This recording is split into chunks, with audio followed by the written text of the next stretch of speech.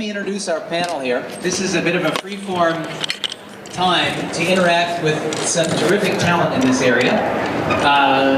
Let's talk about the terrific talent. Starting on my left, your right, is the wonderful Neil Cook. Neil is the head multi-sport coach up at Asphalt Green Triathlon Club.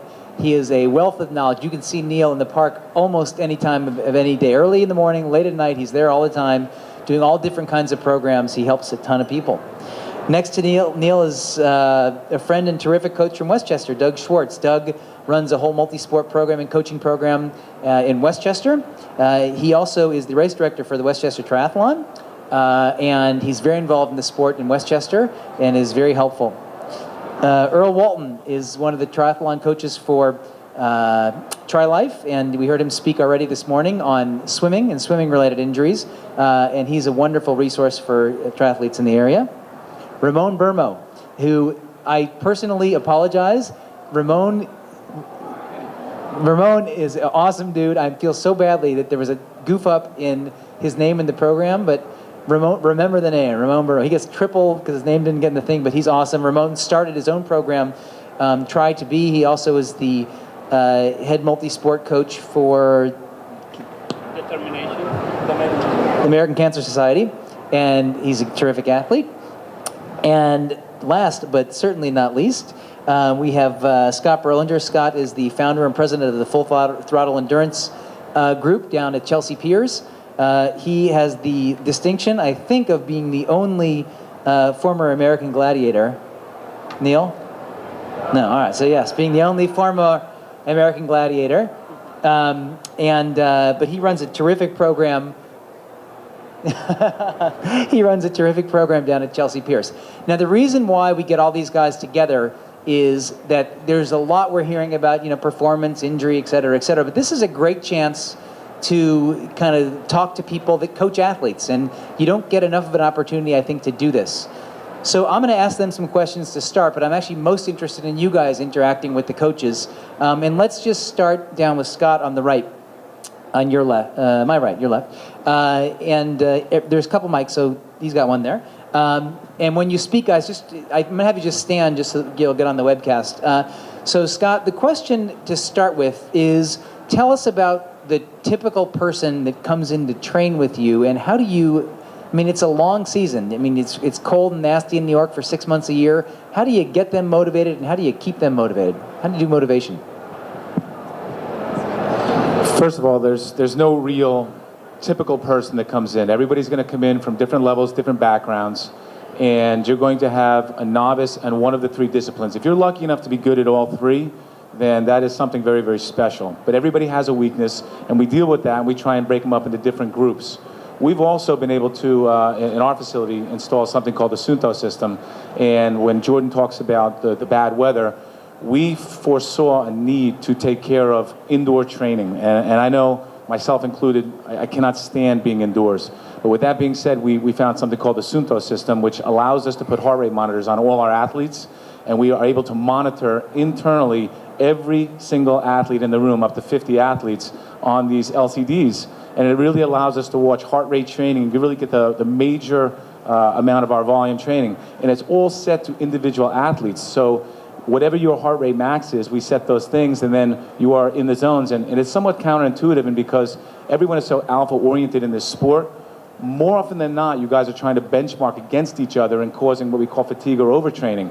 But in our world, we're trying to hold you back and hold you in those specific zones, and that's just for indoor training and cycling. There's so many other different ways to do it, but that's what works for us. All right. So Neil, we'll go down here. You're old school in you're old school in your approach to a lot of stuff, which works. I'm all about old school. I'm not saying that you're old school, dude. You're awesome. I'm like your biggest fan. So as an old school person that's been involved with this for a while, you have not been a heart rate monitor. You were doing this before heart rate monitors were part of the gig, right? All right. So heart rate monitors, yes, no? Yes. Does that help motivate people? Talk to us about that for you. I've been an effort-based training advocate for before heart rate monitors, but I also had the first Polar heart rate monitor that wasn't for sale yet. in the Northeast. So I conned one of the coaches that was using it into giving me one. And I use it a lot, but I use it after the workout. I don't recommend using it during the workout to limit or guide what you're doing. I'd rather have the athlete focus on how they're feeling and then compare that with the heart rate monitor's results. I find that much more successful and much more informative. Now, Earl, you talked to us before about, swim hard. Is all this zone training crap or not? How do you guys do that? Stand up.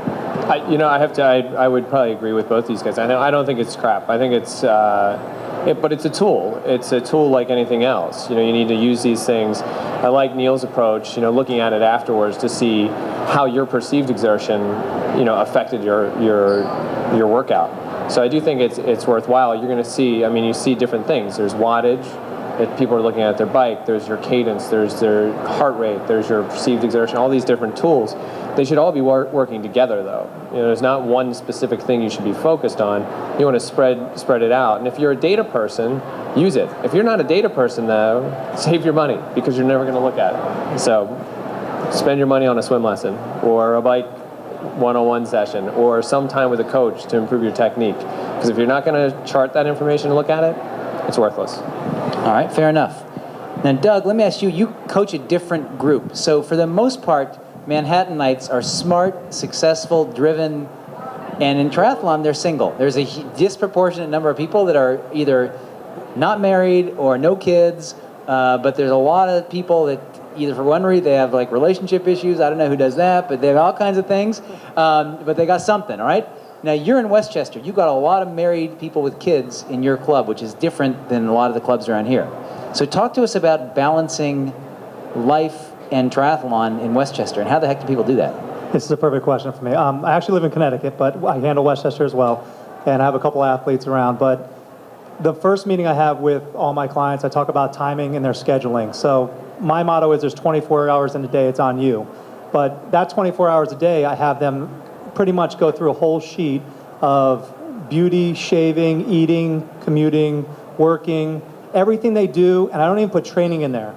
So when I see the minus in there of if you have family, if you have a partner or girlfriend, whatever it is, when I see that we're, okay, I have 18 days, I'm 6 hours, I'm doing nothing. All right, 6 hours, you could do a lot in 6 hours. What do you want to do in 6 hours? Do you want to train 6 hours? Do you have 0 hours? We got to take some stuff out. Do we have to take TV out? And then Jordan mentioned one thing I talk about balance. I always give my athletes a test. So if you're one of my athletes, I say, there's this guy who was a Coca-Cola CEO when I graduated college, and he talked about juggling balls. There was a glass ball, a rubber ball, and a marble ball. And I say, label those job, work, and family. I'm not going to give you the answer, but you think about what they are. There's no right or wrong answer, but I'll tell you one thing. There's a lot of things that are more precious to you that are not precious to other people. So I talk about juggling those things, and you're going to drop one of those things once in a while, but the most precious thing is going to probably be that glass thing that you don't want to drop. So when you talk about balance, I give them that quiz and figure out who they are as a person to figure out what ball is the glass and not to drop it. Now, you just stay there for 1 sec because I'm sure you got a lot. Many people in the triathlon community had that the article. Who got emailed the article by somebody from the Wall Street Journal about triathlon taking over your life and ruining marriages and relationships? About half the room, right?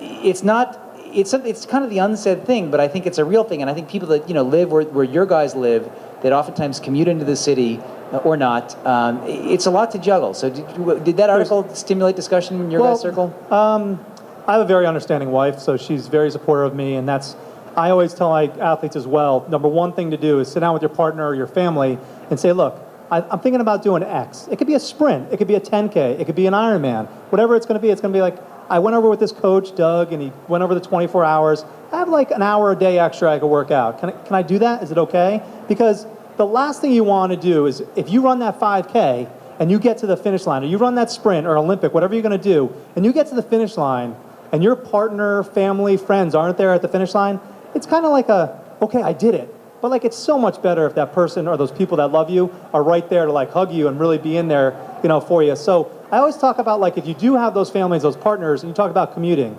So one of these guys who moved from, he moved from Westchester, he has a house in Maine. I'm like, let's find some time for you. He works at the Intrepid.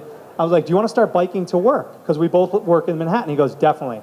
So as soon as like probably May, once a week, we're going to start biking to work. So you got to figure out that time. Like how many people live an hour away? Just raise your hands.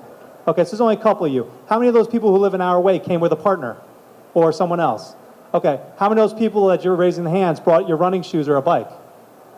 Okay, so now you got to figure that out. So if you're driving someplace, or you're going someplace on the weekend, you bring your bike, you bring your running shoes, and you tell your partner who's driving, say, listen, half hour away from the house, drop me off, I'm going to run home. Or I'm going to bike home. Because how hard is it for your partner to go home and unpack a little bit? And you'll eventually be there, but you're going to kill two birds with one stone. So that's managing the balance. Good.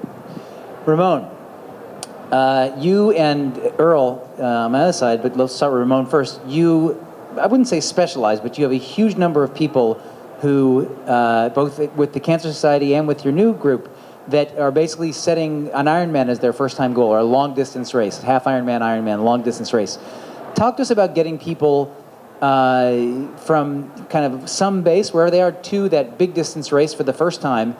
What works, and then even kind of think about some of the comments Doug just made about this kind of balance issue, because I think that's a tough thing that both of you guys have with the first timers, is that becomes so much a part of their life, and how do you do that? So Ramon, talk to us about that, the first timer. First timer. So the first thing you have to decide before you do a long distance triathlon is wanting to do it. In order for you to complete a race, you have to commit to the training. So as we all know, you heard it before, it's not about what happens on race day, but what you do before race day. So before you can decide to do an Ironman, just because you want to get the tattoo, you want to make sure that you have the time to invest in the training. So when you can get to race day, you can actually enjoy the experience versus like freaking out, it's wavy out there, I'm going to drown here. No, you have to make sure that you put the time in it. So the best thing you can do is talk to the coach, tell them how much time you have available for you every week and for how long, busy times of the year, less busy times, and work with the coach to tell you, based on your time, this is what it will require for you to do on this specific time of the year, training for that specific event. Once the person decides to, I can invest that time, then you can tell the person, you can definitely do it. Because as we all know, anybody can do a long distance triathlon, an Ironman, proven. The Ironman right now is what the marathon used to be 25 years ago. People thought only elite athletes can do a marathon. It's proven right now that anybody that can walk and can breathe can do a marathon. Now, the Ironman and the long distance triathlon is moving in the same direction. Anybody that's willing to put the time, anybody that can breathe and can walk, can do an Ironman as long as you can put the time. Simple as that. Earl, you guys, you have a whole program you've built on this kind of getting first-timers successes, failures, concerns about some of these issues we heard about already. Well, I think the guys. Hello? Can you hear me? All right. So I think the guys have answered the question pretty well. I mean, it comes down to that first decision point of when you decide what you're going to do. And we put people through a pretty rigorous interview process before they can do an Ironman. I mean, other events, not so much, but for an Ironman, it comes down to what we've said. It is, do you have the time in your life? Don't come to me and say, oh, I'm starting a new job, I want to do an Ironman, because you have no idea what that job is going to consist of.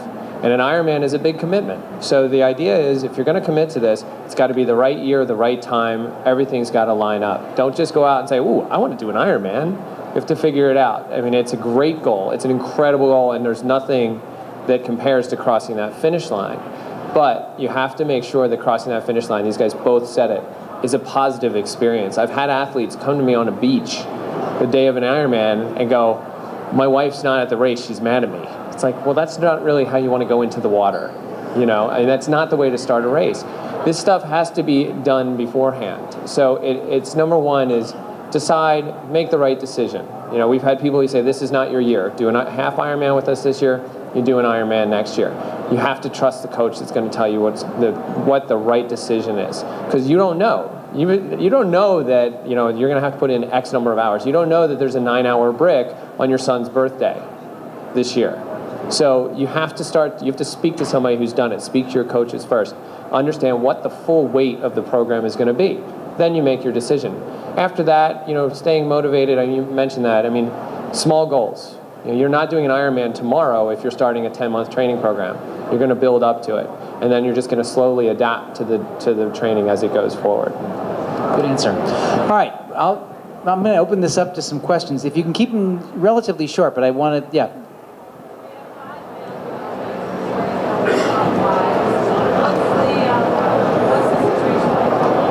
Great question. All right, so the question is, we have 5 male coaches and stories about pissed off wives. Where are the women? First of all, I got to be honest, our female coach bailed on us for this session. We were supposed to have one. She's not home with the kids. But she's actually a bit she's a little ill today. She sent me a text, but you got an answer. I have a pissed off wife. No, I don't. I don't have a pissed off. But I balance it with my wife. My wife is an athlete, and I think what is your question exactly?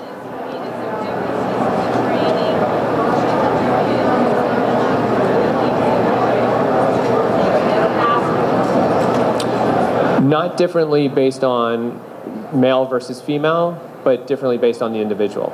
So for us, what we run into a lot of times is, it's different responsibilities, different types of things that are going on in their life. If you're a mother, or if you're a father, you're a stay-at-home father, or you're a stay-at-home mother. If you work full-time, you work 17 hours a day. Everything's different. So it becomes very individual. So there's not necessarily individual issues that come up, at least for our training, but based on gender, but it does come down to, the individual person and what they're dealing with. And it's not, angry wives versus angry husbands necessarily. But it's an interesting point and point taken, but Scott, talk to us about coaching males versus coaching females, and how do you approach that, or do you? I think you hit it on the head. It's a negotiation. I don't treat my females any different than my males. Everybody has their goals, their expectations, the things that they want to get done during the day. It's a balance. In my home life, I have an 11-year-old and I have a 10-year-old, and it is about my wife getting the same amount of time off with her friends. She gets to do that time. They're going to a dinner tonight. I'm here. I'm enjoying doing what I'm doing. I'm babysitting tonight. It's a negotiation, and it has to be that way for everybody. So what you do is you interview the athlete, you find out what their priorities are, and then you try to figure out a way to make it work for them and their spouse, in their life, in their work schedule. All of this stuff has to balance. At the end of the day, if everyone is not happy, you're not going to be happy doing what this hobby, this passion is. Really, at the end of the day, everybody's got to have the same amount of time to get done what they want to get done. This is what I want to do. We figure out what she wants to do. Let me just add one thing really quick. I 100% fully agree with what they're saying, but with my athletes that are married, I also schedule in, because these guys might agree or disagree, but as coaches, we plan something and a lot of our athletes stick to it. So in the case that you're talking about with we're just talking about balance, like he says, she gets, he gets, I schedule in a date night. They're like, oh, I have a day off? No. It says date night. So then, most of my athletes that are scheduled, they're like, I got to go on a date? Yeah, you got to go on a date. Date night, hello. That's important. That's your life. That's your relationship. So that's important, All right, other questions? Yeah.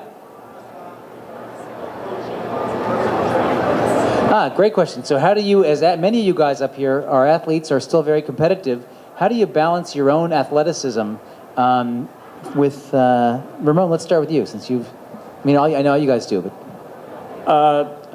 Don't sleep. Get up early. Sometimes I get up 4 in the morning to be able to get to the park. I live in New Jersey, so I have to drive into the park.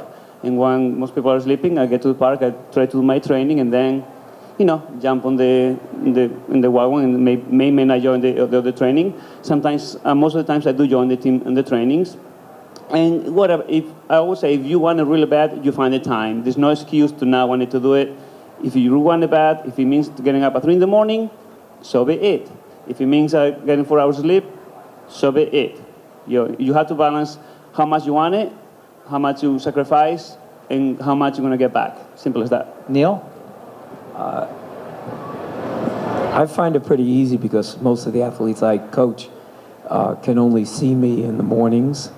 before they go to work or in the evenings after they're done with work. So that leaves the middle of the day for me to take a nap and then go out and train. The only difficulty with that is my wife is also an athlete. So we only get to train on her days off and weekends. But most of my athletes are working in the day, so that leaves time for me to train. Now, Neil, as long as you're standing here, again, having seen the growth of this sport, the tremendous growth of this sport from a recreational thing people did to something people take very seriously in clothing and bikes and teams and all. I mean, you've lived through that entire spectrum. Are we too much now? I think we're unlike running, where the ceiling is pretty high. Triathlon, the ceiling is much, much lower, because to put on an event, as you know, involves a lot more permits. You use more land, more of the town, and it takes more time. A 10K is over in 2 hours, and you can do it on a 3-mile loop. Triathlon involves lifeguards, water, biking, which is a lot more roads that have to be closed, and then running. And the time span is much, much greater. So if you do an Olympic, you could be looking at 8 hours before the roads are open, 6 hours. So I think there's a limit to what the sport's going to handle. And it seems like the sport's trying to follow the running model, and I don't think it's going to work. I think we're going to run into some problems, and things need to be changed. Fair. All right. Other questions? Yeah. I was thinking the same thing. So that's the question, Earl. The question is, because you guys are in the park early, I get in there at 5 something, whatever, and they're blinking away nice and early. Good job. So sleep. When you train, Ramon is a specimen. He's a Spanish specimen. But most people need to sleep more when they train, and they can't do 4 hours, or they get hurt, or there's something else. They crash their bike, or they just don't work. So talk about the sleep issue with your guys. What's the sleep issue? The sleep issue is, he's saying he can do it on 4 hours. Can most of your guys do that? No, and they shouldn't. Everybody should be. There's been a lot of writing about this lately. Recovery. Everybody needs to recover. If you're following a proper program, you should be scheduling in. If it's a basic periodization, you should be taking an entire week, where it's a recovery week, where it's you're taking. We call it a live week, a light intensity and volume week. My folks are over there shaking their heads. They're like, yeah, we just had one. And look at them. Don't they look fresh-faced and excited? They look happy. But there's lots of things you can do. You can monitor your resting heart rate. You can understand your body a little bit. And the reality is that if you're too tired to train, don't train. And this is the problem that people don't do. It's a laws of diminishing return. The more you do, the more tired you get, the benefit of the workout is diminishing completely. So, it's a hard thing to do, to rein in, but you have to do it. I watched golf once, and they had Tiger Woods was taking a great golf swing, pulled the swing back all the way, and he stopped, put the club down, and came back to start over again.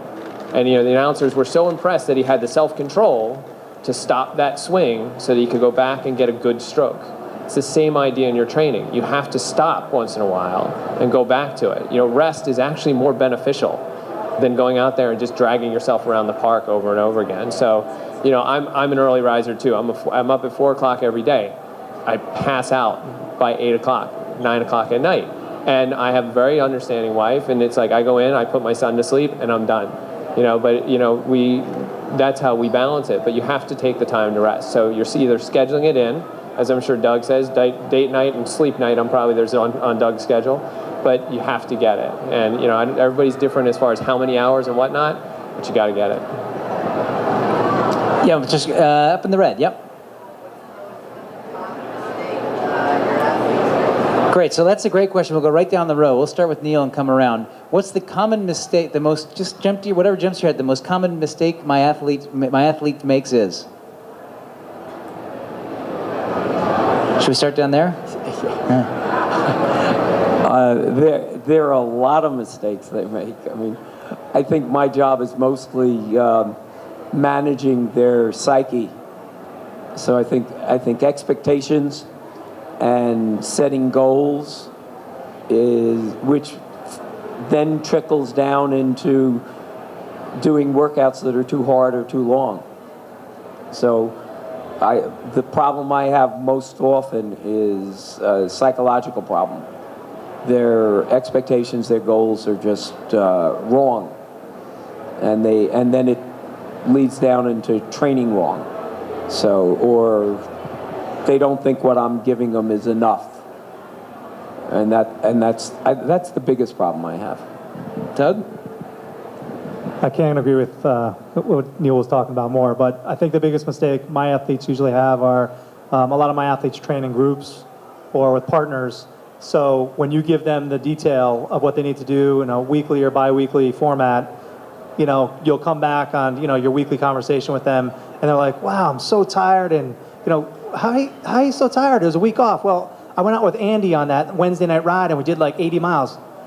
What'd you do 80 miles for? Wednesday night was your date night, or Wednesday night was your night off. So my biggest mistake my athletes usually do are, once you agree upon like the Sunday conversation and set up the schedule, it's like not executing and not listening to it. So that's what it is. Well, they took all the good ones. They don't sleep, and other than that, they're perfect. You guys are perfect.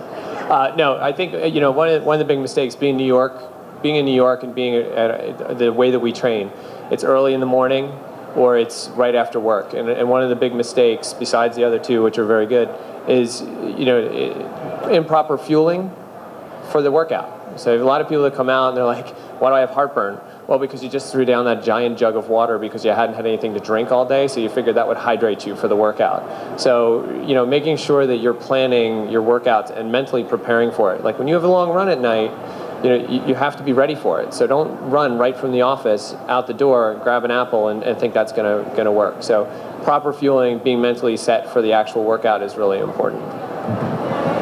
Ramon? Well, I don't think it's the most common mistake, but I believe that, most common mistake on race day is that race day is not about getting fit to the start line. I don't think that's an issue with most athletes. People put the training, they get to start line fit. The biggest mistake is making the wrong decisions on race day. So during training, you should and you must practice every possible scenario that could happen on race day, because race day is all about making the right decision at the right time. That's how you can have a good race. You can have a great season, and you can screw it up by making the wrong decision on race day. So make sure that in the training, you also include the mental training and go through every possible scenario. Your coach will be able to put you through every possible scenario that can happen on race day. The good days, the bad days, the good early days, and the feel like crap, but I end up having a second win. I felt awesome at the end. So you can recognize how you feel, how you will respond on a specific day on race day, and be able to make that decision on race day. I think we focus too much on the physical training and not enough in the mental training, which is probably as important on race day.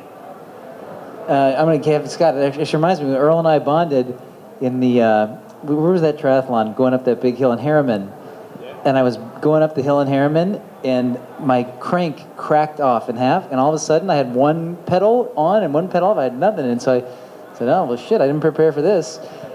And so I put my bike shoes on my front of my aero bars, and I started jogging in my socks. I think I ran by Earl, and I was smiling. I think that's when we became like friends. He's like, having a good time. I was having fun. I was like, oh well, screw that. All right, Scotty. Training too hard. Training too hard all the time, not creating those building blocks. We use 3 weeks up, 1 week down. If you're always training too hard, we call it muddying the water. If you keep the water muddy, meaning your heart rate is not in the proper zones as you're training, you'll never truly develop the top end that you can have when you're racing. You need to make sure that your body is rested. Everything that they said is right. That is the biggest flaw I find with athletes, because this sport creates a bunch of alphas. Alphas like to go head to head. When we do our group training, we make sure that everyone is on the same page. If you're doing a tempo run in Central Park and someone goes by you, they may be working on speed work. You do not have to be a dog on the tire and go after them just to prove that you're better. Stay within the confines of what your workout is for that specific day, and you will always have the end result, which would an A race, best time. That will always be the outcome if you stick to your program. You don't know what anyone else is working on when you're in the park at the same time. That's the biggest problem. All right, I have time for one more question, then we'll wrap up the coaches panel. Yep, in the blue.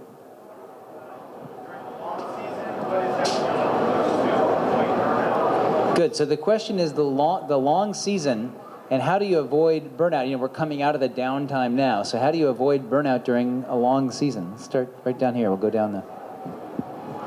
I think it goes back to what I was talking about. You have to know what your goals are for that year, and I think that you work in a 3-week up, 1 week down, and you really just focus on those races. I mean, no one's going to have more than 2 A races in a year, so you want to remember that as you're doing it.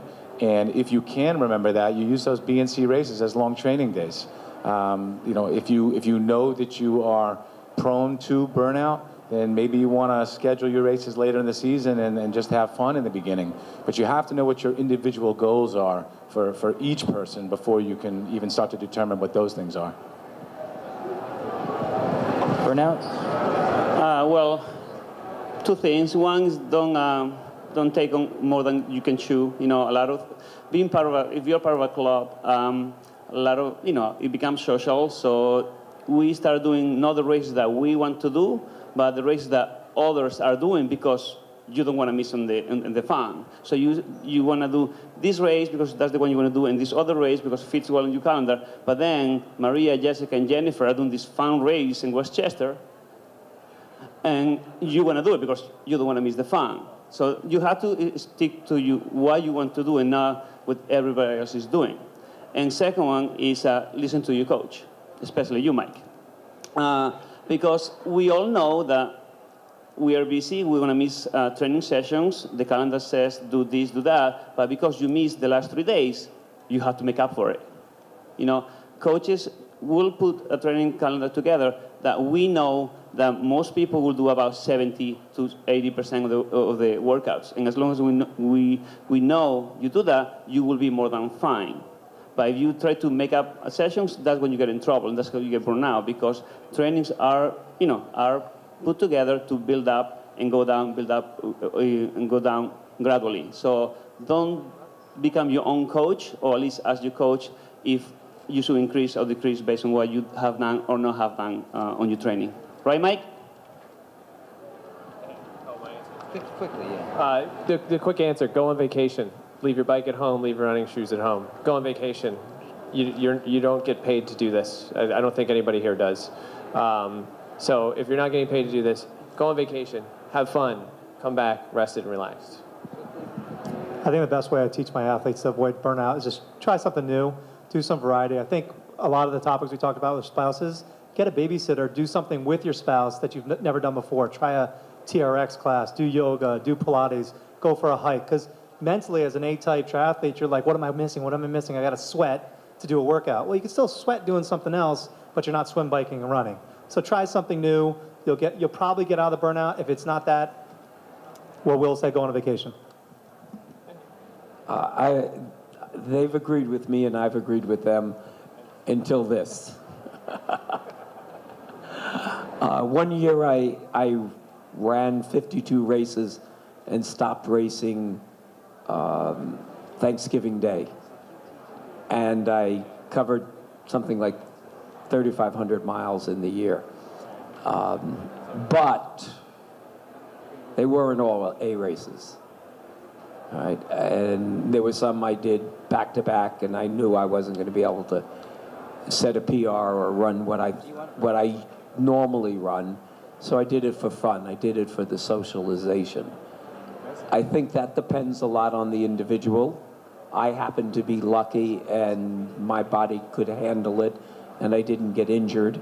I think there are other people like me that enjoy the socialization and can temper their racing. So I think you have to know yourself. Everything they said is true, but I think there's another side to it. If you can temper your races, go out and have fun. It is a social event. especially the ones that have beer after. All right, great questions. Thank you, coaches. Thank you guys so much. Wonderful job. Now we're going to hear about nutrition. Thank you, guys. Thank you, sir. Great job. Thank you so much. Thank you.